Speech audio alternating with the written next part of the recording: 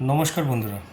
অর্থ উপার্জন করতে চান তাহলে লেগে থাকুন, কিন্তু অনেক বেশি অর্থ উপার্জন করতে চান তাহলে নিজের রাহুকে অনেক বেশি স্ট্রং করতে হবে।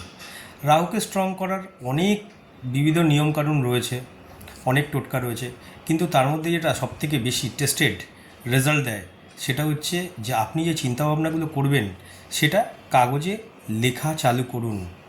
যখন কাগজে লিখতে থাকবেন তখন সেটাকে ম্যানিফেস্টেশন টাইপও বলা হয়।